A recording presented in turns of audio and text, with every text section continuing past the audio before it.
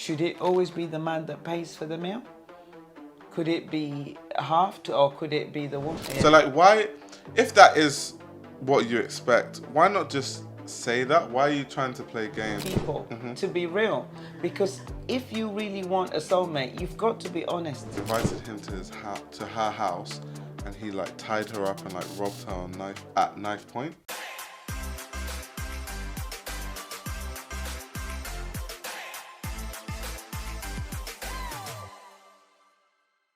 And one of the things that I say to people is that you need to check in with people who are close to you. How am I coming across?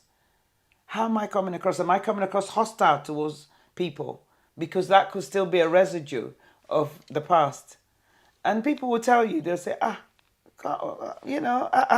you have to be self-reflective because, okay, I can give you an example of something I've reflected heavily on. So, because I lived in Nigeria and I like, when I first went to Nigeria, I was in like Ondo, like with my grandma. And so I was living in a place where there might not be electricity for a month because the transformer blew. Oh, wow. And for 2 months, there's no electricity. There's no hot shower. Everything is cold. Wow. Everything's cold shower every day. I feel you. No water heater or anything like that. So, and even then, the position I'm in, where I lived, was so privileged compared to like the average person in the village, right? And I saw some serious poverty. I saw people really struggling to the point where when I came back to England, I was so, like, I had no compassion because I just had this mentality of, what the hell are you guys complaining about? And I just couldn't see anyone's issue. I was like, it's not an issue. It's not an issue. It's not an issue. And I was very, just non-compassionate. Yeah, because you've seen the extreme side. Yeah, and I think as time has gone on, I can still realize that like people in the West complain about very trivial things, but I can also understand that.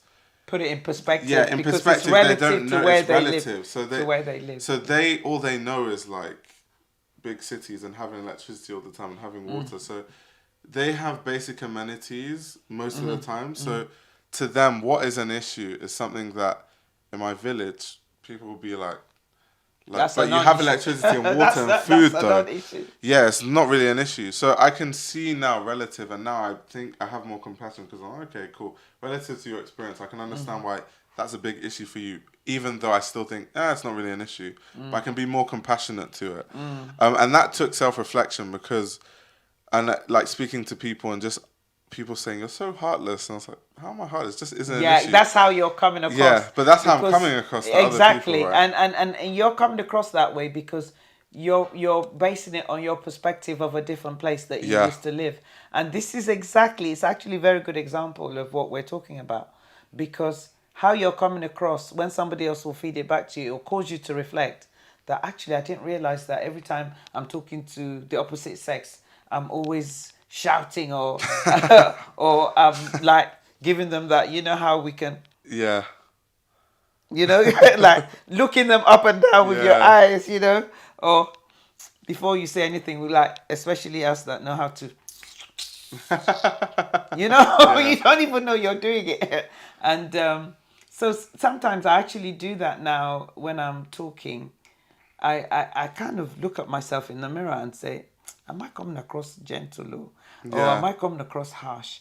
Because I remember when I first then started to date, it was on an online situation, which was, again, totally out of my culture zone. We're talking about our culture.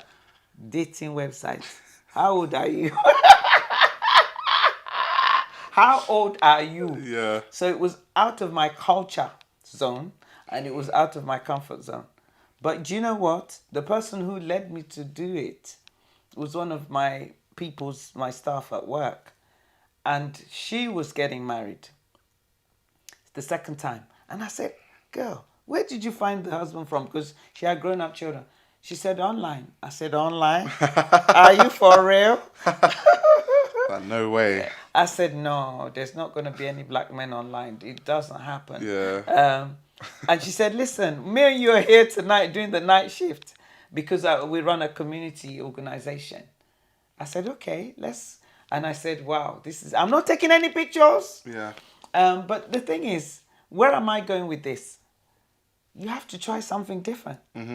You know, and that goes with even the traumatic situation you've been through.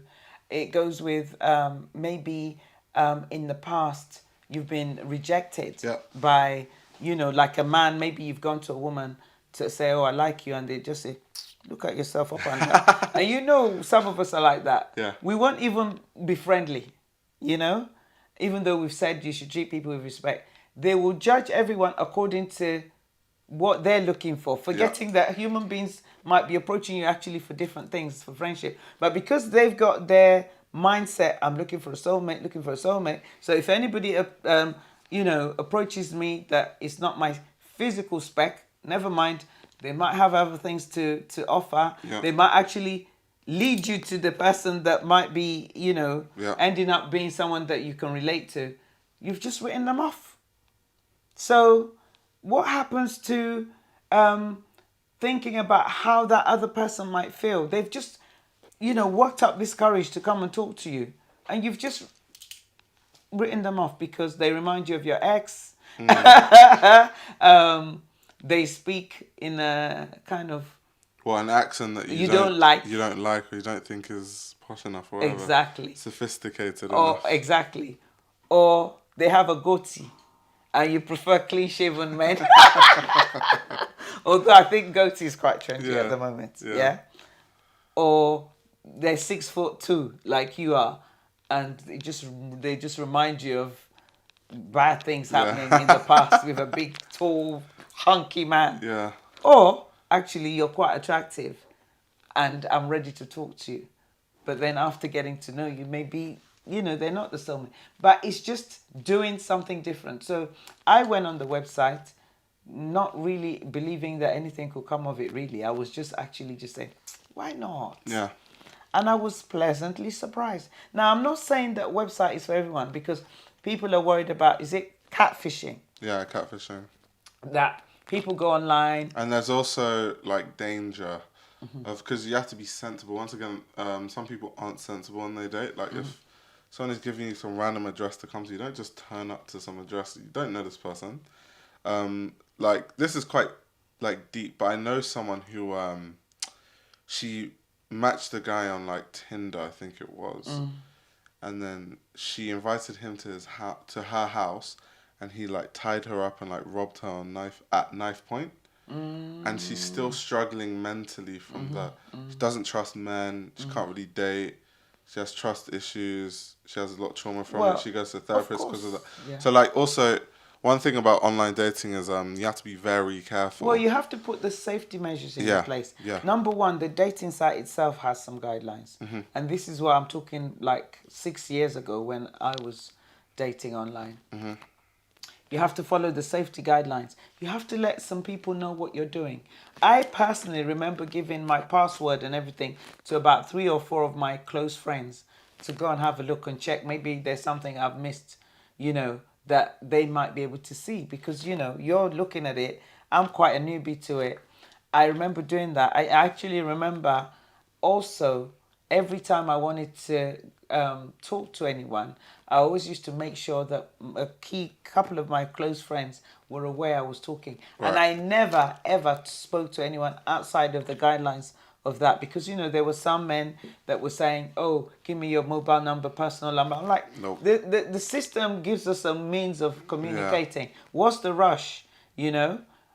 So you have to follow guidelines, and you have to also let other people know what you're doing. What are you inviting them to your house for? I mean, come on. You don't know them from a bar of soap. Yeah, certain things are red flags. So, like, I do like to see people's social media because you can tell a lot from someone's social media. And there's certain things that are red flag. Like, if it's just, like, no picture. It's like, well, you could have just made it. So, it's like, some people genuinely have no picture, but it's just a metric that's, like, a bit dodgy. Or someone's like, I'm not on social media at all. A bit dodgy. Some people are genuinely not on social media, but a bit dodgy. As someone just judging, trying to be safe, it's a bit dodgy. So there are certain things that you can... Yeah. I mean, I remember my husband only had one picture. Yeah. And guess where he was on the picture? next to a cash point machine. And I'm like, who does that? You Yeah. got one bit. But I said, well, I could have just written him off. Yeah, you can't write it, but it's a thing to think about. Though. Yeah. You have So I to. said, what's Yeah. he taking a picture by a cash machine for? So later on, when we did get to talk about it, he said, oh, it's a taboo in it that women like money. So him being a cash machine made him look like a man of means. That was quite funny, actually. But yeah, it being doing something differently, because you can't keep doing the same thing and expecting a different result. You know, that's equals to what is called 100%, and I think it works on both sides too. So I always tell guys, the worst thing you can do in this life is lead with money. It's the because so a lot of guys that have money understand that it's easy to get the type of woman that say, I want a man that makes six figures. It's very easy to get those kind of women, but they're not trying to date you because of you. They're trying to date you because of your money. So yes, it's easy, but if you're looking for someone that actually cares about you, that's not the way to go. I don't think leading with money ends well and ever. Especially if you're looking for like an actual partner. If you're looking for, I don't know, a one night stand maybe. And so yeah, like leading with money is just big no, and that's like one precaution that, let's say, people should take, men or women, because women can lead with money too. Of course, I mean, a man who just wants to use a woman for her money can just come and like pretend that he likes her until he's gotten what he's gotten, and then leave. That happens a lot. So you shouldn't dangle, you know, the golden fruit. Yeah, but also people, because they have money, that becomes a barrier to meeting people, because they think, especially women, they think, well, I'm of a certain age, I have financial means. Some of them have got their own house, we've got our own cars, we've got everything, you know, we're comfortable financially. And they're afraid that a man that if they date... It's going to come and take it all. If they date a man that isn't equally Yoked. at that level, that he's just going to come and be like a kept man, or he's just going to Which come does and rob happen them. sometimes, so it's a genuine concern. It's a genuine concern, but there are precautions that you can take to make sure that's not the, you know, you don't just say, oh, okay, because you don't make as much money as I do, or vice versa, then we're not equally matched, because that's like talking materially. Because what you're looking for is a soulmate, someone that's going to be your companion, a friend, and you can leverage what you both have. Yep, definitely. That's what I'm going with that. Yep. You know, obviously, some women still think when you go on a date. I think we may have spoken about this before.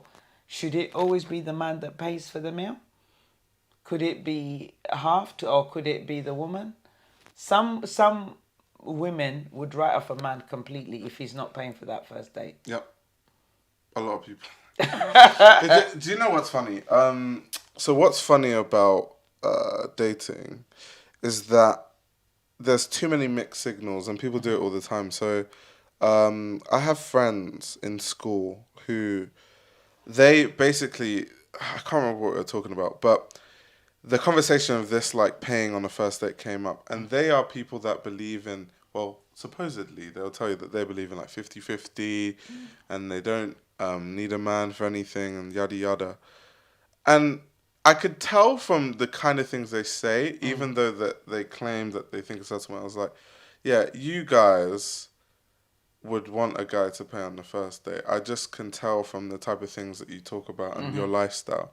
And they were like, they call me to the side, they're like, Ayo, we think like that, but you're not supposed to say it. And I was like, see, this is where you guys play games, because you're outwardly saying, oh, I believe in 50-50, but in reality, you just want a guy to pay. Yeah. So, like, why, if that is what you expect, why not just say that? Why are you trying to play games and then on one hand convince yourself? This is where being transparent and honest comes in. Yeah. I mean, some of the things that I've self-disclosed about my journey, some people don't even agree. They say, oh, well, you know, you shouldn't put all your dirty linen in public. Well, I'm saying this to help some other people to be real. Because if you really want a soulmate, you've got to be honest from the get-go. Because what you tolerate, people try and put their best foot forward anyway, don't they? Yep. So things can only get, let's just say, Worse. Not better. Because you got to let your guard down at some point. You can't pretend for 6 months. Yeah. You can pretend for like 3. So why not just start by not pretending? Okay? If you've got an issue with, because people of my age group do believe the man should pay for the meal. Yeah. Okay? Wherever you go. So if that's your belief, just say, obviously I would always say to women who think like that, have your money. Because if for whatever reason on the night it doesn't go as planned, he can't pay for the meal, you've got some money, either your card or whatever, because someone's going to be washing the dishes. That's what we were talking about. Be sensible and have precaution. Maybe to you it's a test that he's paying for the meal. But trust me, when you guys get married... do you know it does work in reverse though? Because so I go into date expecting that I'm probably going to be expected to pay for the first time. But where my test is coming in, because if I'm going to be in a long-term relationship with someone, you have to be in a relationship with someone that you can build together. Yeah. And you're not going to build together with someone that just wants to waste all your money or just blow through your money without any thought of long-term how you're going to build wealth. So what I'm seeing is the type of places, remember we're just dating, first, second, third date, the type of places you're asking to go, I'm already calculating, okay, cool, this is what this person thinks. What you order, are you considerate? So for example, if I know someone else is paying, that's more of a reason for me to get something that costs less. Because someone else is paying, it's like etiquette. Yes. You don't, when someone says they're paying, oh, let me order the most expensive thing on the menu, that's really, maybe not rude, but it's not good etiquette. So I'm also calculating, okay, she's just out here ordering the most expensive thing on the menu just because I'm paying, she knows I'm paying. So that's an unreasonable person. Off the get-go, you know that. So that's not going to work. So I like that thinking. Yeah. Because it also, you're using that date as an opportunity to gather information about whether or not this could be potentially a soulmate for you. Yeah. And this is what we should do. We should think, that person is thinking, am I potentially a soulmate for them? And this is why it's important to have your set of values before you even go on a date, to make sure that, okay, I'm checking this person out against my values. Are they somebody that's reasonable, that's thoughtful in the area of, like you said, if we're going to be ending up sharing, because we've decided that 2 is better than 1 when we end up together, is this someone that will just keep their things to themselves, I'll keep mine, and everybody will just be selfish with their resources. Yeah. And it doesn't necessarily mean that you have to put everything you've got together in the same pot. But whatever one person's doing will affect the resources of the other person. Definitely. So if you as the maybe, you like spending, then I hope the other person likes, it's a balance to that. Because if you both like just spending, then you're both going to be broke very quickly. Lots of expensive dinners, eating out. Yeah. And dating isn't just all about going to restaurants. It's about spending quality time doing other things.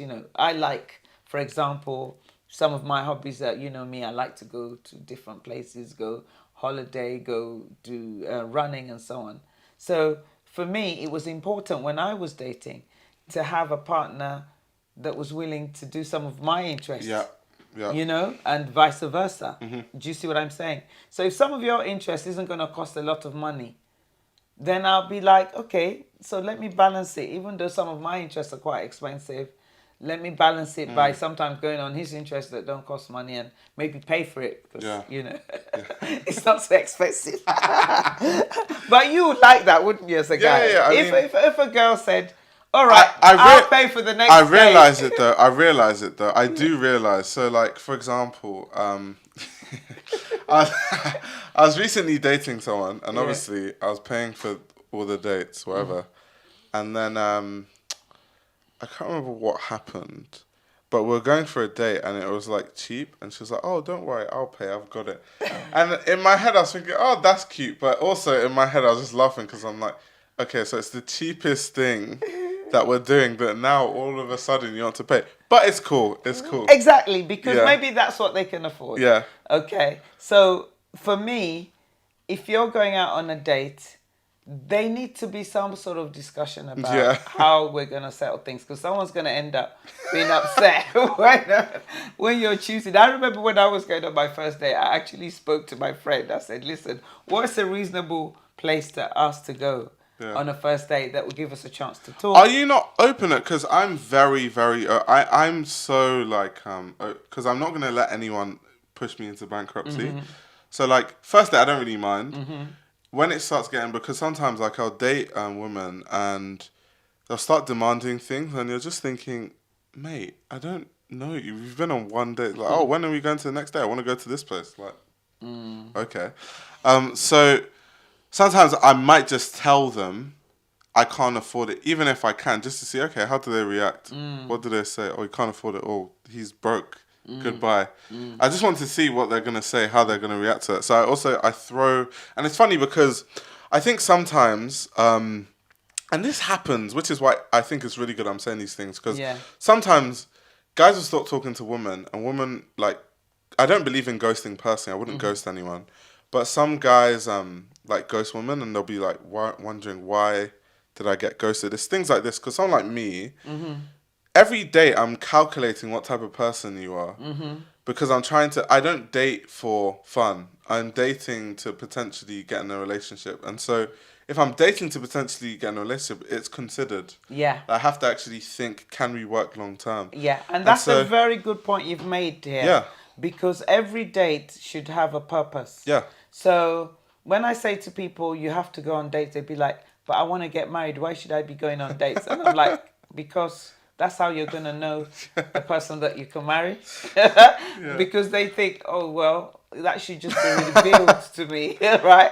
And I'm like, you still need to go on a date to be able to know whether or not you're compatible. Because sometimes you don't even know what you can put up with until you've seen them messing the waiter or waitress for not bringing the food hot enough. Yeah.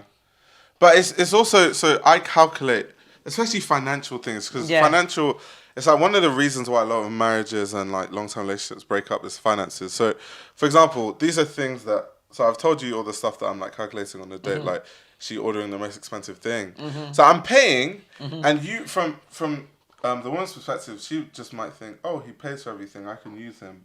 Not realising that the whole time I'm just calculating what type of person you are. So by date 4, I'm already like, okay, yeah, this is not going to work. And then you'll now be wondering, why did he just all of a sudden, I thought it was going well. But you're not, because you're not reflecting on how you're behaving. Yeah, how you're coming across. What are you offering the relationship? And this is a very good point you've made, because another thing that I say to people is that, what is it are you offering in the relationship?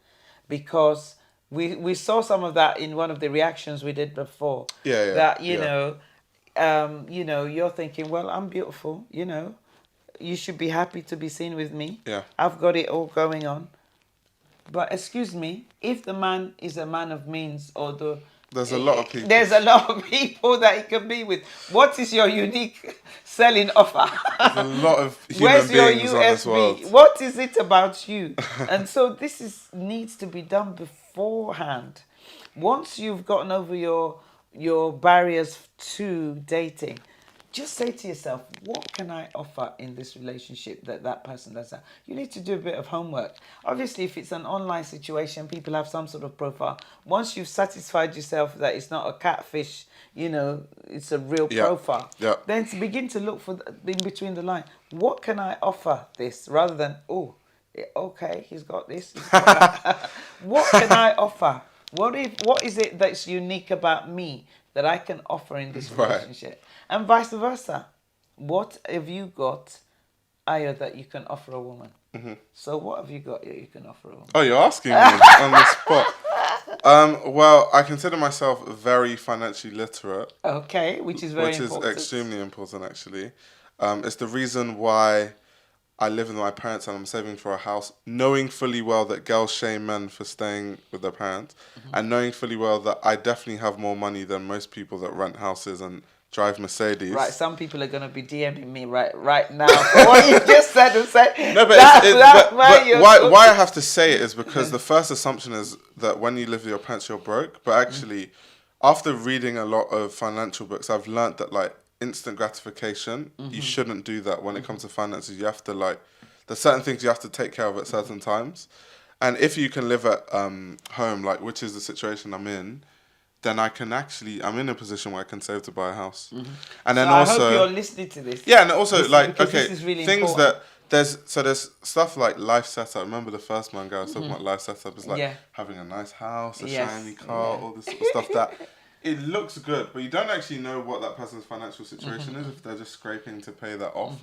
And stuff like cars are depreciating assets. So what I've learned in financial books is that you don't buy depreciating assets unless you have an asset that's profitable that can pay for that depreciating asset. Okay. So if you just have a bank of money, someone gives you 30K, to spend it on a depreciating asset is actually quite stupid. So I wouldn't do stuff like that. I'm the type of person that would drive a Ford so I can buy a house and invest in businesses that actually make a profit. Then when they do make a profit, then now that's the time. There's a time and place. Now that's the time to then buy the Mercedes, then buy the... So the thing is that I do all of this knowing fully well how it looks, and which is why I deliberately double down and will like, you know, if I'm driving a Ford, drive a Ford in front of someone to see how do they react, what are they, because I want to know people that are... And this is very important that you're learning this now at your age. When I was your age, we weren't even thinking like that. I mean, I was married by your age, by the way. I got married actually at your age. And at the time, the world, you know, we didn't have access to internet and so on. So our learning was not as comprehensive. But I think the way that you're thinking is actually very, very key to relationships. So that anyone that's looking for someone like yourself in relationship, you should look for what they have that might help you in your long-term relationship rather than what they've got now. So that instant gratification is what you're talking about. Yeah. There are lots of 25-year-olds that are driving flashy cars, they're earning good money in the city perhaps, and they're just looking good and the women are all after them. I know, but and it's not sustainable. Exactly. So financially, someone who makes $50,000 a year but can save $20,000 a year is always going to be better off financially than someone that makes $100K a year but spends all of it. Exactly. At the end of the year, someone has more money than the other, and it's the person that makes less. Exactly. And then long term, with that 20,000, you can invest it in something that brings a higher return eventually over the course of 5 to 10 years. You actually end up making more money than the person that started off earning 50,000 a year more than you. Yes. And people don't understand that because, once again, instant gratification. Well, people just want everything now. Exactly. Yeah. And also, that to add to buttress your point, it actually feels to me like you are doing the things that most people your age aren't doing. So definitely. You're already out of your comfort zone. I can definitely you're say that, ridiculed already, like you said. Someone would say, "You're living at home with your parents."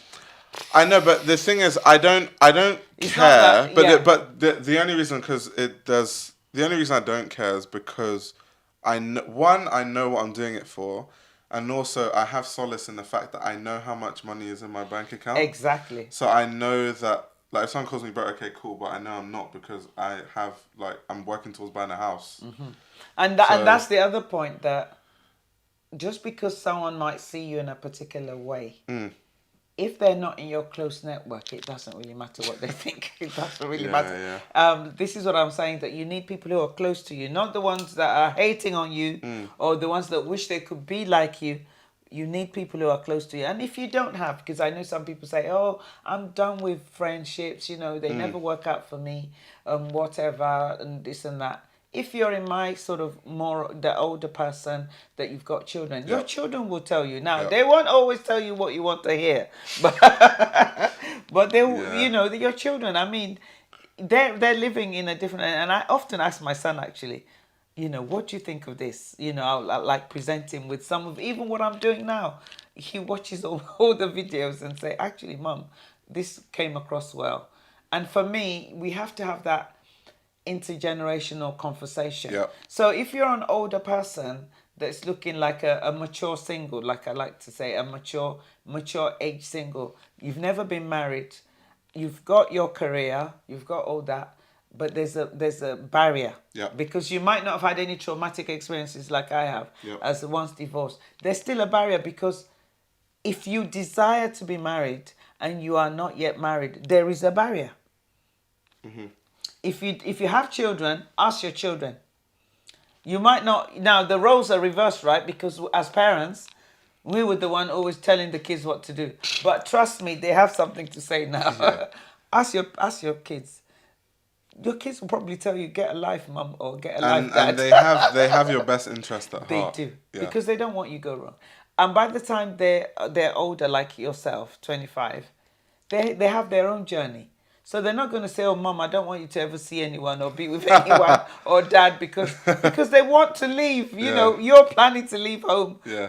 You have your mum and dad, so that's great. But there's some younger people who only have their mum or their dad, mostly just their mum. So maybe their mum, they're in a single parent situation, like I was for a season. And I actually remember that very first date that was a physical date that I had with my husband. Yeah. I took my son on that date, and we had already prepped him, and my husband took his son. So because he had a son as well, all four of us had the date, our first physical date. Oh, wow. No, sorry, it wasn't the first, the second one. Yeah. The first one was just the two of us, and once we decided that we wanted a second date, we agreed that, okay, these are the significant others in our lives that we were still taking care of, and then we had a four-person date. And I remember it like yesterday. We went to somewhere, we had it in a restaurant that we were all going to be comfortable to find something to eat. Guess which restaurant it was? Have a guess, where they sell chicken. Chicken? What, KFC? No. I was like, oh my. That's how you could sit down. What, Nando's? Yeah. Yeah. And it was interesting. Yeah. So it's very, very important to consider bringing significant others that care about you in that, because it helps you to be reflective. Yeah. And I can't emphasize that enough, because we are not reflective enough. We're not emotionally intelligent enough to see our blind spots. Yep, I agree. And on that note, I think it would be good to sort of end. But Yeah. I definitely think, we covered a lot there. Especially in terms of, most importantly, like overcoming past relationship trauma. Yeah. Which is really important. So yeah, definitely comment down below your Yes, thoughts. We liked your thoughts. We like listening to your thoughts. Subscribe to the channel. Yes. Like the video. You have to stay here because we have the real talk on relationships. Yes. And stay tuned for more videos in the future. Yes. And check me out on TikTok, Matters of the Heart. Started that one. Just 15 seconds nuggets.